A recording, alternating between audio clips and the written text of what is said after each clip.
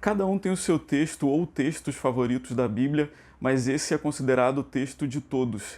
Nele você encontra o resumo, a própria essência do Evangelho. João 3,16 diz o seguinte: Porque Deus amou tanto o mundo, que deu seu Filho único, para que todo que nele crer não pereça, mas tenha vida eterna. Esse texto é tão importante, tão profundo, que a gente vai analisar quase que cada palavra dele e você vai perceber quão grande é o amor de Deus por você.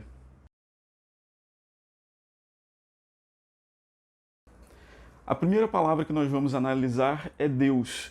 Nele está a origem do Evangelho. Esse texto começa dizendo pra gente que a iniciativa de nos salvar foi de Deus o Pai. Algumas pessoas acreditam que no Antigo Testamento havia um Deus atuando e no Novo Testamento outro Deus. Muitas pessoas acham que nós precisamos da intercessão de Jesus para aplacar a ira de Deus, que Deus o Pai, ele é severo, né? E ele está irado conosco e nós precisamos da ajuda de Jesus para acalmar essa ira e interceder por nós. Só que na verdade não é nada disso. Esse texto nos diz que essa iniciativa surgiu de Deus o Pai. Eles têm o mesmo propósito, o mesmo objetivo, os dois nos amam da mesma forma. Então esse texto ele começa nos mostrando justamente isso, que Deus nos ama e a iniciativa de enviar o seu Filho para morrer por nós foi justamente dele. A segunda palavra que nós precisamos entender aqui é a palavra amor, a essência do ser de Deus. O ponto importante aqui é que a própria essência de Deus é o amor. A Bíblia diz isso em vários momentos, que Deus é amor, que essa é a sua essência. Essa imagem de um Deus irado conosco, que gosta de se vingar, isso não tem nada a ver com o Deus da Bíblia. Então, quando Deus cria o mundo, ele não criou o nosso planeta por uma necessidade de demonstrar o seu poder e a sua autoridade. Ele não criou esse mundo para ter várias pessoas que o servissem e o adorassem simplesmente. O que motivou Deus foi justamente o seu amor. Ele queria ter mais pessoas para que ele pudesse demonstrar o seu amor, ele queria multiplicar isso e amar outras pessoas. Deus não é como um monarca absoluto que quer ter uma legião de seguidores, de pessoas que possam servi-lo. Pelo contrário, ele é apresentado na Bíblia como um pai carinhoso que nos ama, que busca nos salvar, que busca nos resgatar do pecado, porque é óbvio que um pai nunca ficaria feliz de ver os seus filhos sofrendo, passando por dificuldades. Então ele envia Jesus justamente com esse objetivo, de nos amar, de mostrar para nós o seu amor. A verdade é que a gente nunca conseguiria entender Deus completamente, já que ele é um ser muito complexo. Por isso Jesus veio a esse mundo na forma de um ser humano para simplificar isso e mostrar de forma prática para a gente o amor de Deus. A terceira palavra é mundo, que mostra a amplitude do amor de Deus. Deus enviou o seu Filho para morrer não apenas por aqueles que o amavam ou apenas pelos cristãos. O texto deixa bem claro que ele enviou o seu Filho para morrer pelo mundo. Ele amou o mundo de tal maneira que deu o seu Filho. Todas as pessoas, mesmo aqueles que não amam a Deus, mesmo aqueles que o odeiam, mesmo aqueles que o criticam, mesmo aqueles que o zombam. Não importa se você aceita ele ou não, ele te ama e ele te aceita da mesma forma. O tempo do verbo usado aqui mostra que o amor de Deus não tem limites, ele não está contido no tempo, ele é absoluto e ele é infinito. Deus nos ama de uma maneira que a gente nunca vai conseguir entender.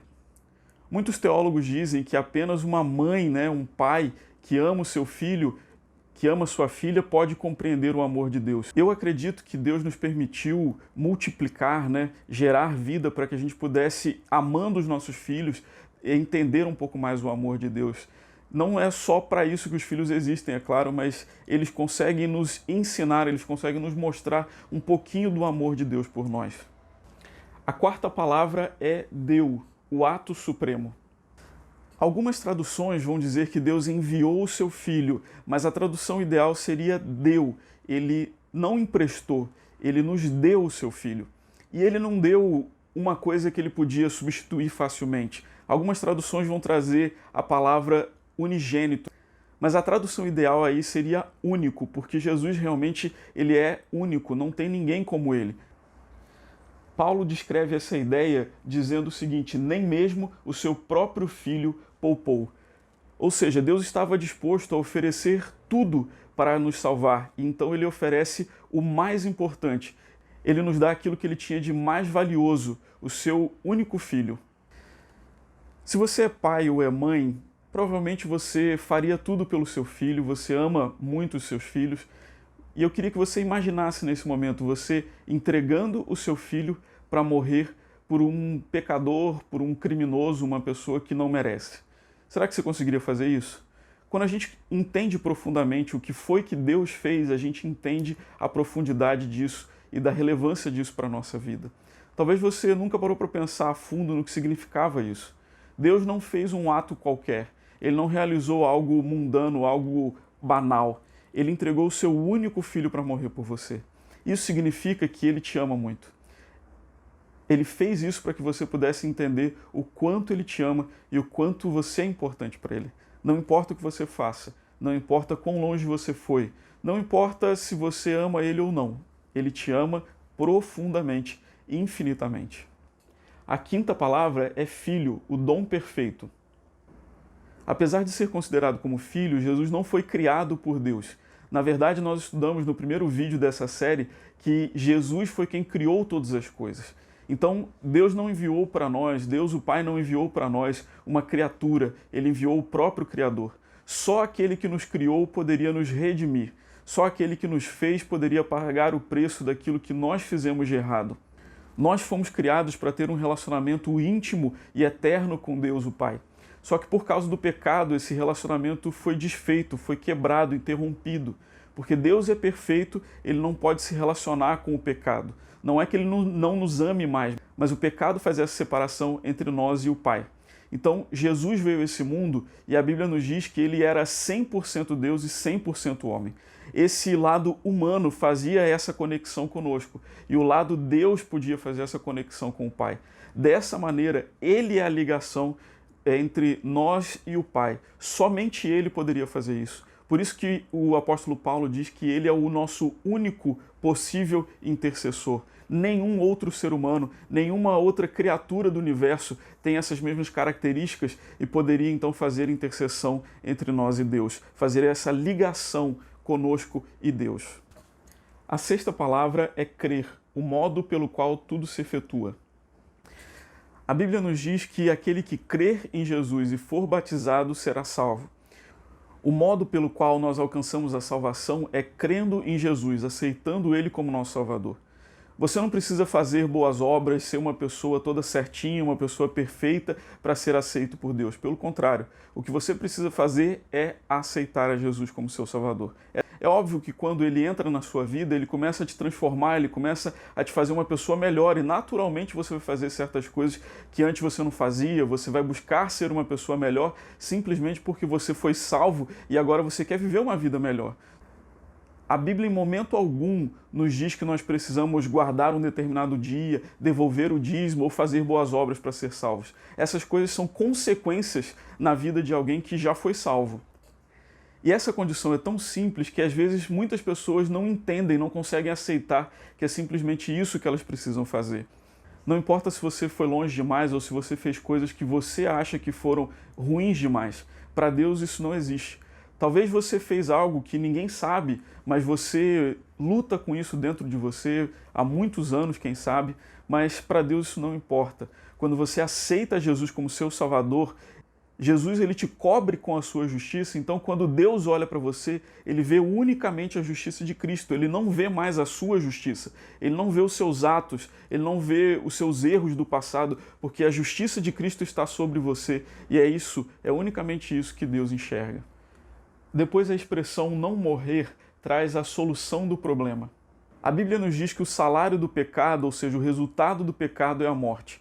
Assim que o pecado entrou nesse mundo e todos nós pecamos, nós estamos fadados a morrer. O grande problema do pecado é esse. Quando você vive em pecado, ou esse próprio pecado que você comete vai te levar à morte, ou, consequentemente, a sua vida não vai durar e você vai morrer. Tem várias coisas que a gente sabe que podem nos levar à morte, né? Uma pessoa que bebe bebida alcoólica e dirige, ela pode morrer por causa de um acidente de carro. Uma pessoa que não se alimenta bem e que só come besteira, ela pode acabar tendo algum prejuízo na sua saúde por causa disso e também morrer. Existem várias formas, na verdade, pelas quais a gente pode morrer, mas se você viver uma vida saudável, buscar fazer tudo direitinho, mesmo assim o seu corpo não vai aguentar por muitos anos e num determinado momento você vai morrer. Todos nós estamos fadados a isso. Esse é o resultado natural do pecado. Por isso, a única escapatória, a única forma que nós temos de fugir disso é aceitar a Jesus, que é a fonte de toda a vida, que foi quem nos deu a vida, porque estando ligados a Ele, nós podemos ter vida eterna novamente. E unicamente o sacrifício de Cristo nos deu essa oportunidade de escolher entre a vida e a morte. Antes de Jesus, o ser humano estava fadado a morrer, não tinha outra alternativa. Mas quando Jesus vem e morre por nós, por aqueles que já viveram no passado, pelos que vieram a viver depois, nós temos essa escolha. Você pode escolher morrer, simplesmente não aceitando a Jesus. Mas a partir do momento que você aceita no seu coração, você está salvo. A partir do momento que você aceita Jesus como seu Salvador, você recebe a salvação. Você vai consumar isso através do batismo, nas águas, como Jesus fez. Mas a partir do momento que você aceita Jesus como seu Salvador, você está salvo. A partir desse momento, o Espírito Santo começa a atuar em você, ele começa a trabalhar na sua vida e fazer algumas mudanças, como eu falei. Mas isso é algo natural. A única decisão que você precisa tomar nesse momento é se você aceita Jesus como seu Salvador ou não. Qual é a sua decisão? Você precisa dizer para ele, não para mim. Qual é a sua decisão nesse momento? Se você aceitar Jesus como seu Salvador, você recebe então a promessa da vida eterna, o fruto desse dom tremendo que Jesus nos trouxe. Ou seja, você não só vai receber o livramento do pecado, a libertação da morte, mas você também vai receber a vida eterna. No original, os verbos perecer e ter, eles estão em tempos diferentes, e isso é muito importante. O primeiro, perecer, ele está no auristo, que no grego significaria perecer de uma vez por todas, definitivamente. Já o verbo ter está no presente, significando uma vida eterna hoje, nesse momento, que continua por toda a eternidade. Você começa a experimentar a vida eterna nesse momento. Por quê? A ideia de vida eterna na Bíblia não é simplesmente uma vida que dura muito. É uma vida de qualidade, plena, completa, onde você se sente preenchido, porque agora Deus preencheu a sua vida. Você não sente falta de mais nada, porque Ele é tudo que você precisa. Tudo aquilo que você necessita, Deus vai providenciar para você. Ele vai te dar tudo aquilo que você precisa, não necessariamente tudo aquilo que você quer. Mas Ele vai satisfazer os seus desejos e você vai se sentir satisfeito simplesmente porque Ele está na sua vida e Ele te completa. A Bíblia deixa claro que Jesus não veio a esse mundo em uma missão de condenação, mas uma missão de salvação. As pessoas que serão condenadas, elas mesmas trarão essa condenação para elas porque elas não aceitaram a Jesus como Salvador. Elas tomaram essa decisão de morrer eternamente. E essa precisa ser a nossa missão de vida também. Quando você aceita Jesus como teu Salvador, Ele te convida a levar essa mensagem para outras pessoas. Ou seja, mostrar para outras pessoas que elas também podem encontrar a salvação em Jesus.